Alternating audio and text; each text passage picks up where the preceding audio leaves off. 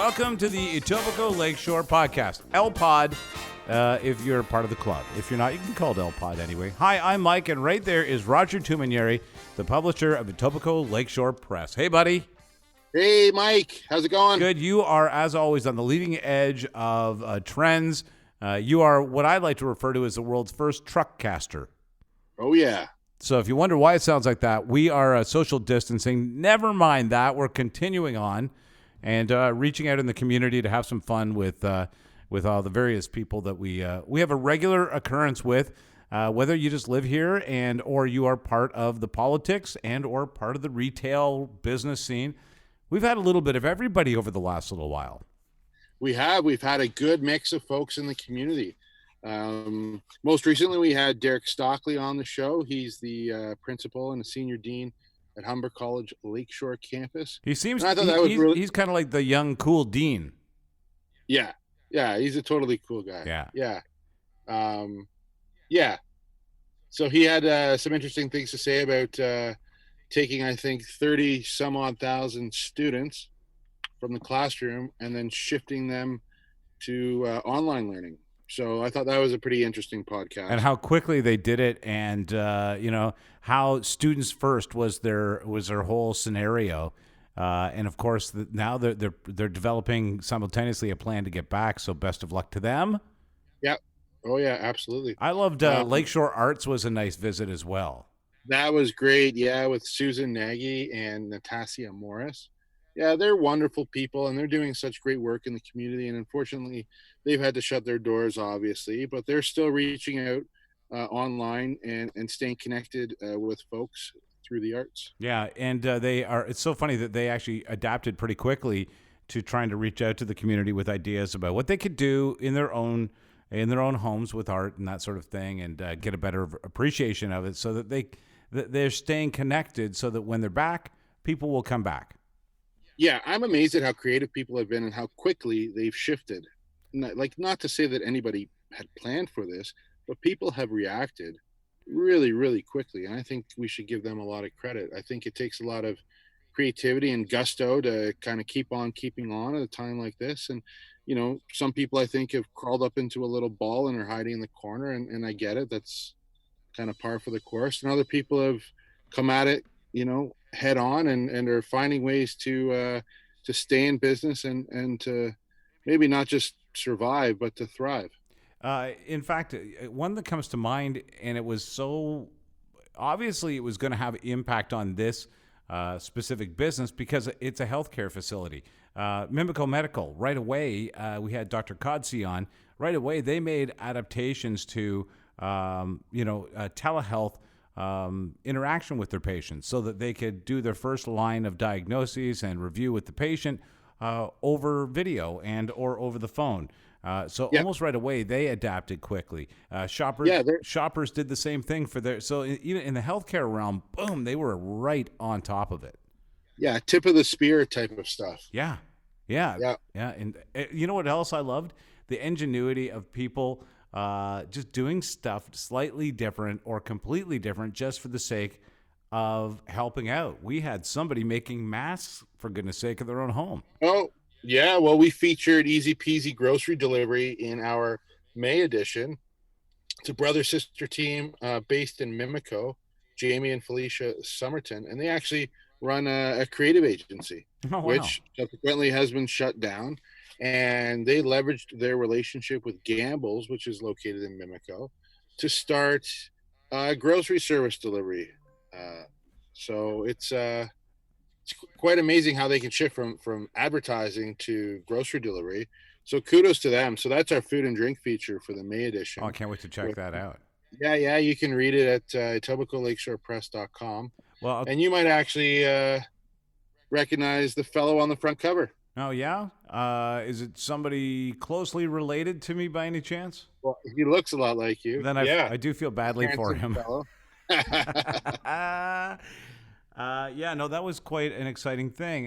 By the way, I'll recommend you go back in time and listen to the perspective of these businesses, and of course, we've had Christine Hogarth from the from the government level of things, and Mark Grimes, city councilor, has come in, and just a very interesting perspective from the businesses, the people, and of course, you, the listeners and readers. And go back in time, subscribe to the podcast. It's everywhere you listen to podcasts, and visit Etobicoke Lakeshore Press.com to see my goofy face this month on the front. That was a lot of fun to wake up to that, Roger. Yeah, suppose I surprised you a little bit with that. Yeah, it was really cool, though, because the one thing that it did was it put into perspective for me how cool what it is you and I have been doing together is here in the community. It made me feel really welcome in the community, and I wanted that so badly here in South Etobicoke. So thank you. I really appreciate it. Oh, it was my pleasure. Yeah, you're in the heart of the community there. That Office 146 is a real hub, a community within a community. And yeah, I'm happy to do my little part to shine a light on the pod plant. You're doing a tremendous amount of work to help me and my business. And I know you're doing a lot more to help other local businesses, including some of my fellow Office 146ers who are running podcasts there as well. Yeah, And good folks. yeah, and in my publisher's note, I talked about just the power of the podcast, just how I am a complete believer in podcasting as a means to reach out to, from my perspective, my readers, but also to ingratiate my customers and to help them cast a wider net. I mean, print is great. It's hyper local and very targeted in terms of how I distribute the magazine. So podcasting helps them to reach a wider audience, and it's a heck of a lot of fun. I mean, I don't think there's been a show where we haven't laughed. That's a good point. And all of our guests come on, and they're just so. I think maybe they start off a little bit nervous, to be honest with you, as did I on my first podcast. But by the time that podcast is over, they're completely relaxed, they're loose, they're having a good time. We've laughed a bit, we've joked around a bit, and they're ready to go again. They're ready to come back on, and even some of our guests have started their own podcasts, and I think that's a testament to podcasting at a high level, certainly, and specifically with what you're doing there at the pod plant. So I was really quite pleased to feature you on the cover of the May edition, Mike. Well, I'll tell you something. One thing that I took away from this entire thing with Etobicoke Lakeshore podcast was you and I spent time together, in some cases, every day for stretches of days, trying to make sure that we got the word out there, and we'll continue to do that. But it's nice. The one thing I'll say about podcasting is, even though we've had to do it remotely recently, it's been a nice way to stay connected and see people's faces in Zoom and have a good laugh and let people know that, hey, man, don't worry, this is temporary. Nothing's changed over here. Still going to have a good time making the podcast. It'll sound a little different, but not to worry. We'll still make it sound okay. And the essence of it is that it captures that immediacy of what's happening now. Oh, absolutely. Yeah, you hit it bang on a couple of times. I think certainly I talk to you more often than I talk to my wife for stretches there. We were podcasting, I think, 2 or 3 times a day for a bit. And that was because we're trying to stay on top of things. Things are happening so quickly. Things are changing so fast with COVID-19 and people's response to it, that it's really almost impossible to capture in a monthly print magazine. Yeah. And so to be able to adapt to that changing landscape and to do it through a podcast, which we went from weekly to pretty much daily, I think was great for me. And I think also great for our readers and our listeners, and certainly our customers. And you know what I love about doing it as well, and we saw this a lot over the last 10 or 15 episodes, is in every episode, actually, that we've had a guest. What we really have on is somebody who's an expert at what they do. They know something at a professional level that makes a difference in us understanding that realm. Whether it was John from Shoppers, or it was I love that we got storytelling from a funeral director, a perspective on life. But to Yeah. understand their world a little bit is it's intriguing as well. So that's one thing that I've noticed that we've gotten out of the podcast together is we've learned a lot from experts. We learned how a university, how a school shut down when a pandemic hit. Like, didn't you wonder how that was going to happen? I did, and it was really fascinating. So those stories I don't know that you capture, as you point out, in a timely fashion in just print. The beautiful thing is then you've extracted from these podcasts some stories that have that evergreen element to it that continue to be good for the print publication. Yeah, and we've taken two media forms, the podcast and the print magazine, and we've kind of mashed them together and created this kind of new offering. And you're right, like some of these podcasts have generated stories that I've captured in print, and I've captured, I think, monthly, at least a high level summary of each of the podcasts. Certainly it's on the website as well. But I think you said earlier, like we've done quite a number of shows now. I think we're up into our 20s. I've sort of lost count, which I guess is a good thing. Yeah. But yeah, it's been really great. And you're right. We've had a lot of experts, and it's been a really neat way to bring to life some of the pictures you see in the magazine of the editorial contributors and some of the advertisers, and show them in a different light, and to have them on and to really kind of let people know who these people are. And yeah, when a college goes from in classroom to online, these are real people making the decisions and making it happen. And we capture that by having Derek Stockley on, also Jennifer Bazar. She's the curator of the Lakeshore Grounds Interpretive Center. Which was another fascinating story. No one Yeah. can go there right now, but it has to be maintained. It still has to be watched over. But it is one of those things that we're missing from our lives if you live in this neighborhood. And to get her perspective on how that space misses us as well, that was a cool perspective. Yeah, and I think they've done an interesting job too of shifting online, and I think arts are it's so important during the good times, more so now. I mean, people really need to be uplifted. This whole podcast, I mean, you mentioned it in a time of isolation, it's given us the opposite. It's given us the ability to connect and to see each other. We're isolated where we are.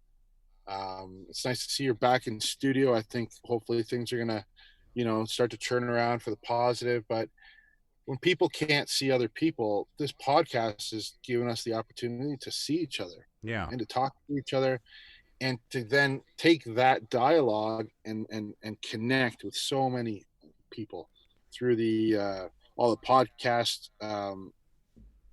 platforms that we publish to, and certainly through the website and social media as well. I thought it would be fun, Roger, if you and I took people behind the scenes in our relationship with regard to podcasting, because one of the things that I asked you almost immediately when we struck a relationship was, can you get out there and let the community know that I'm here to do podcasts? In other words, I didn't expect to be on the, on the cover of your magazine, but I think that our experience brought it there.